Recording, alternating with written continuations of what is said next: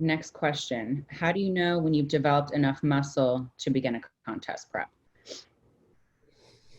This really depends on the division that you're considering. But I would, again, the blanket statements are hard here, but let's just talk about bikini. So bikini, I would recommend that you really put not so much the gaining of muscle, but increasing your metabolism and the food intake that you can handle.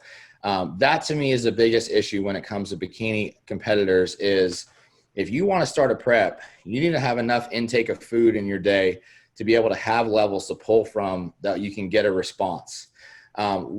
Because of social media, because of Instagram, like the cool thing to do is to compete, but you're not really looking at what it takes to be successful within competing, or that's not necessarily shared. So one of the things that I think is important other than having a strong training foundation is having a diet where you're successfully and consistently following something that's going to allow you to be able to have alterations to that diet and make progress. If you're hardly eating, if you're a girl, if you're a female and you're eating 100 grams of carbs a day and you're off season and you want to compete, like it's going to be a very, very hard prep, And so what I would really recommend you girls to do is just to slowly build up your macronutrients, build up your fats a little bit, try to increase carbs as much as you can without getting fat. And you just have to be really, really on top of things. Like every week, monitor your weight, monitor your look, add 10 grams of carbs a week, add 5 grams of carbs a week. If you're doing that over a month, that's 20 to 40 grams of carbs a month, rather than just being stagnant week in and week out and staying on the same diet, because you really can increase your intake. You just have to do it slow. And then within that, obviously if body fat starts to accumulate, then you need to stop, let your body stabilize and then push up again. But you have to just like with training, I'm very big on being progressive with your weights in the gym.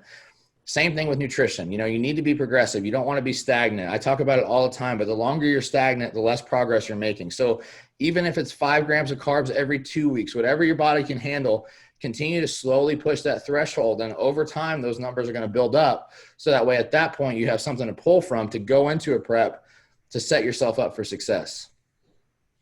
I completely agree. And to go a little bit further into what you said about the cool thing to do, and the cool thing to do is to compete and stay relevant. And before I even did my first show, what I regret is not eating more, because the cool thing was to just have that leaner look, that more muscular look that you obtained with less body fat, of course. And then I was always, before I started competing, I was just chronically dieting. Like I was counting my macros, but I wasn't eating more than 1,400 calories. I wasn't eating a lot. And I wish I would have eaten more and had sustained a better level of amount of food, so that when I did go into a prep, so when I did have to start pulling food, it wasn't from my already low intake. Right.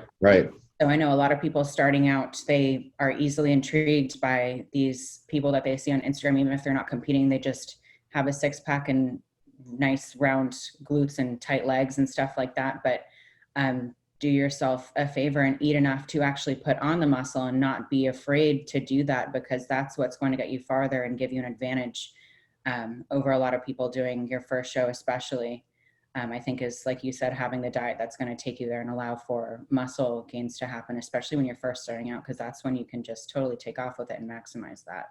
For sure. And also too, like there's obviously that, those genetically gifted people that have been skinny their whole entire life. But for a greater majority of us, especially when our training age and our competition age in terms of competing in a physique sport is young, you're going to have to get fat to some extent to start.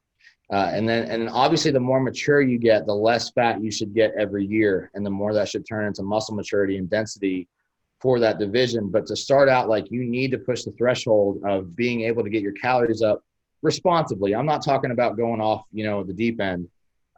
Because you have to have somewhere to go. And those for younger people that are listening to this, being a little fat in your off season, but then like really marinating a lot of strength within that is going to yield so much progress long term. And then when you do diet, you're going to have muscle that you're going to be able to hold on to. So don't be afraid to get fat. Don't be afraid to get a little chubby, whatever you want to consider it, because it's going to help.